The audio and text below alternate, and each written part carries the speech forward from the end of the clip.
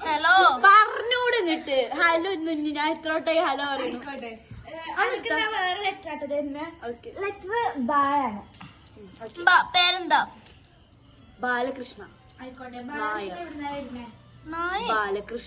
ബാലകൃഷ്ണയുടെ വീട്ടിൽ നിന്ന്. ബംഗ്ലൂർ. ബാംഗ്ലൂർ കിട്ടി വരാൻ പാടില്ലേ? ബാംഗ്ലൂരിലെ ബസ്സിൽ കയറാൻ. ആയിക്കോട്ടെ. ബാംഗ്ലൂരിലെ വീട്ടിൽ ആർക്കുണ്ട്?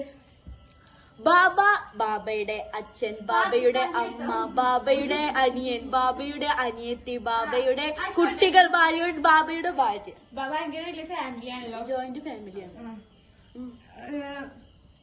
ബാംഗ്ലൂരില് ബസ് വൃത്തിയില്ല. ബാംഗ്ലൂരിലെ ബസ് വൃത്തിയുണ്ട്. പിന്നെ ബസ് ഇവിടുത്തെ ഓക്കെ. ബാംഗ്ലൂരിലെ ബസ്സിൽ കയറി മടുത്തതുകൊണ്ട്. ആയിക്കോട്ടെ. കഴിക്കാൻ ഇഷ്ടപ്പെട്ട ഫുഡ് ഏതാ?